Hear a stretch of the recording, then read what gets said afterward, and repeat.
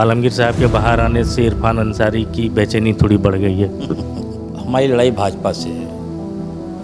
हम भारतीय जनता पार्टी की नीतियों का हम कड़ा विरोध करते हैं। अध्यक्ष जी को बुला लें, चाय पर बैठ लें और मामला को सॉर्ट आउट करें कि आज सत्ता में आप हैं तभी आपको लोग पूछ रहा है। जब सड़क पे आइएगा तो कोई नहीं पूछेगा आपको। मैं वो दिन देखा हूँ। काम तो दूर की बात है, जुल्म हो रहा था, ज़मीनें छीनी जा रही थी, हमारी आदिवासियों को मारा जा रहा था, क्योंकि भारतीय जनता पार्टी मजा ले रही है। मौका मिल रहा है, जबकि हमारी सरकार दिन रात हम लोग काम कर रहे हैं। तो हमें चाहिए कि नहीं, हम लोग एक हों और मुंहतोड़ जवाब भाजपा को दें। हम कहाँ हैं? हम, आपको क्या लगता है कि भाजपा की चुनौतियों से हम सक जाएंगे क्या?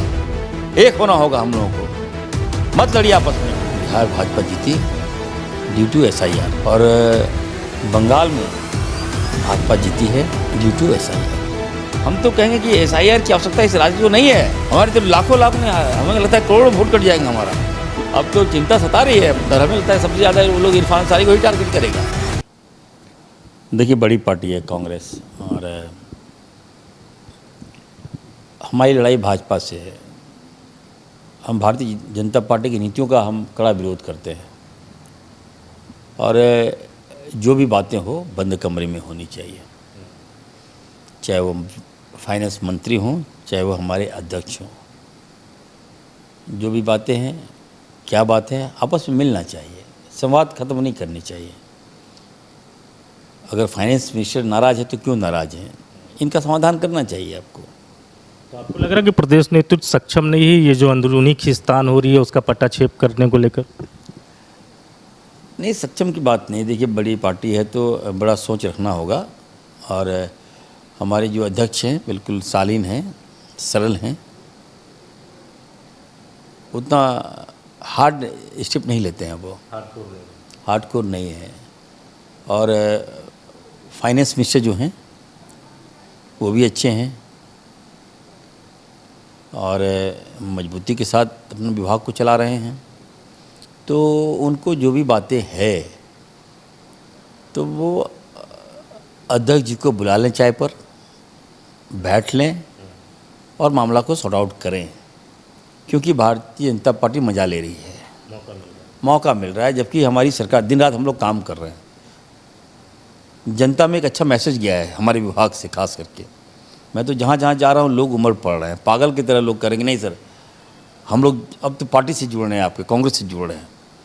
तो आपके काम को देखकर, आपकी विचारधारा को देखकर जो आप काम करते हैं दिख रहा है, तो जब उसका माइलेज हम लोगों को लेना चाहिए, ना कि आपस में कोई मनमुटाव है तो हम ठीक करेंगे। अब स्वास्थ्य मंत्री हैं, हम देखेंगे, दोनों को हम बुलाएंगे। पार्टी का भी स्वास्थ्य ठीक कीजिएगा आप। बिल्कुल ज़रूरी है। आज देखिए, मैं बार बार कह रहा हूँ कि आज सत्ता में आप हैं तभी आपको लोग पूछ रहा है।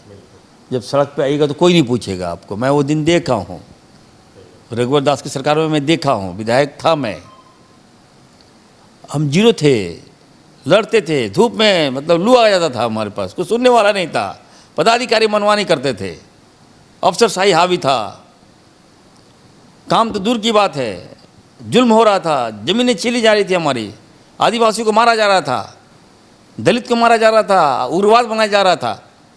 और आज जब है, जब सब कुछ हम लोगों को रोका है, हमारे लोकप्रिय मुख्यमंत्री जी ने सबको रोका है, तो हमें चाहिए कि नहीं, हम लोग एक हों और मुंहतोड़ जवाब भाजपा को दें। और मैं बहुत जल्द, हमें लगता है कि मैं दोनों को चाय पे बुलाऊंगा, अध्यक्ष जी को मैं चाय पे बुलाऊंगा और फाइनेंस मिनिस्टर को मैं चाय पे बुलाऊंगा। और मैं जो भी गिला शिकवा है, अगर बॉक्सिंग चलाना पड़े तो बॉक्सिंग चला ली, लेकिन अंदर ही चलाइए, बाहर नहीं आनी चाहिए बातें, और मामला को ख़त्म कीजिए। क्योंकि भाजपा जो, आप देख लिए, बंगाल देख लिया आपने, किस तरह से जीता हुआ सीट भाजपा ने जीत लिया। जाल बिछाया था भाजपा और कामयाब हो गया भाजपा। तो आप कहाँ हैं, हम कहाँ हैं? हम, आपको क्या लगता है कि भाजपा की चुनौतियों से हम सक जाएंगे क्या?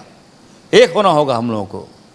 मत लड़िए आपस में हम लोग। मैं बार बार रिक्वेस्ट कर रहा हूँ। मैं रात में गया था फाइनेंस मंत्री के पास जी, कांग्रेस राज, हमारे पिताजी दिसमगुरु शिबू सोरेन जी ले लिए, फुरकान साहब ने इस राज्य को लिया है। दर्द हमें होता है, इस राज्य को बचाने की जिम्मेवारी हमारी है। हम सांप्रदायिक शक्तियों का विरोध करता हूँ मैं, किसी कीमत पर इस राज्य में हम बीजेपी का दाल नहीं गलने देंगे। मैं बार बार बोल रहा हूँ, ये बाहर से लोग आकर ये धर्म के नाम पर लाकर और ये लोग तमाशा बनाया, ऐसा विरोध करता हूँ मैं। एसआईआर चूँकि शुरुआत हो चुकी है उसकी स्टेट में और 20 जून से प्रॉपर वे में वो शुरू हो जाएगा, तो कांग्रेस किस तरीके से इसको देख रही है? क्योंकि आपने बंगाल में इसका असर देखा, आपने बिहार में इसका असर देखा, झारखंड में इसका असर व्यापक पैमाने पर न पड़े, इसको लेकर आप लोग क्या करने जा रहे हैं? देखिए, भारतीय जनता पार्टी को एसआईआर लगता है एक चुनावी एजेंडा, मतलब विजय एजेंडा बोलिए उसको, वो मिल गया है और बिहार में प्रयोग किया। बिहार भाजपा जीती ड्यू टू एसआईआर और बंगाल में भाजपा जीती है ड्यू टू एसआईआर। तो अब हम लोगों को भी चिंता सता रही है।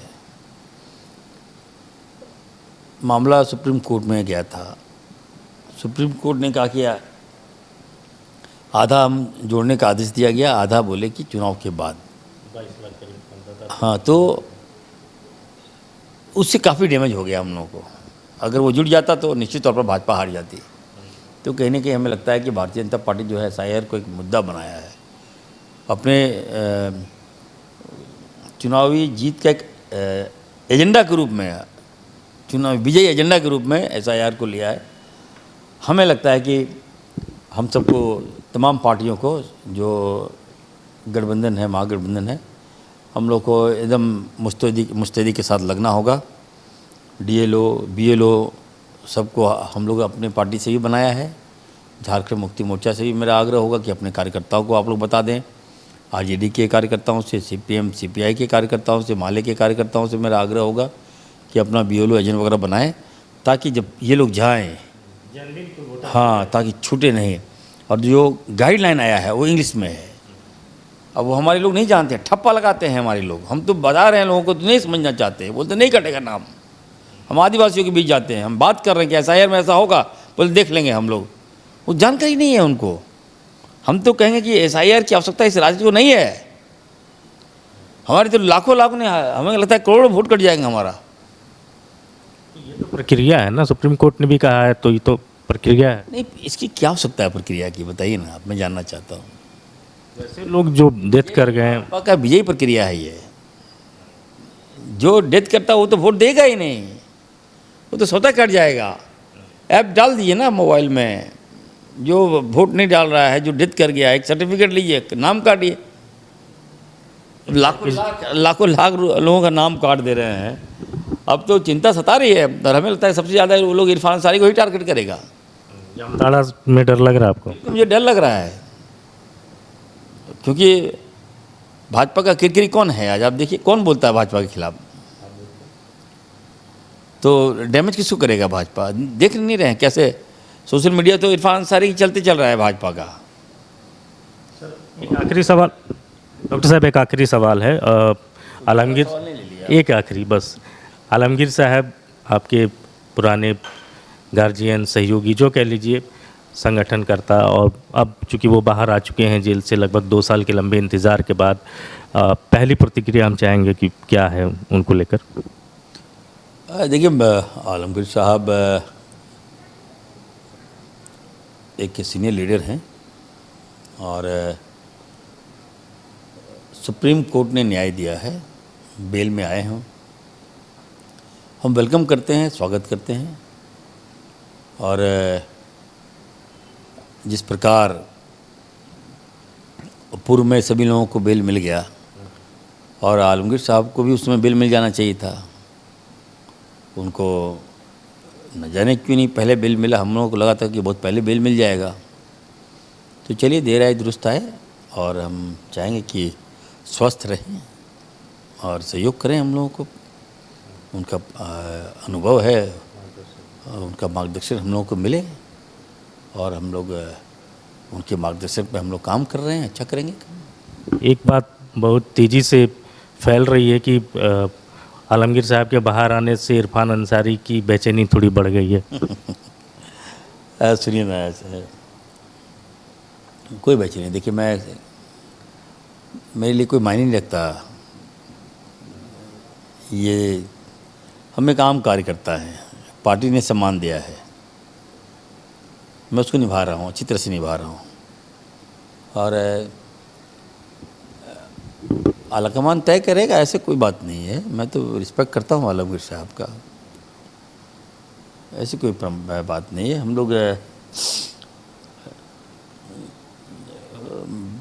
मैं तो शुरू से मैंने कहा कि आलमगीर साहब मेरे अभिभावक के समान हैं, मैं उनका बेटा हूँ। मैं उनसे मिलने भी गया था जेल में, तो आलमगीर साहब मेरे मार्गदर्शक के तौर पर हैं।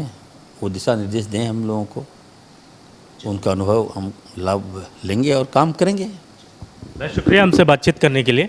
कैमरामैन संजय लाल पासवान के साथ राकेश कुमार, न्यूज़ 11 रांची।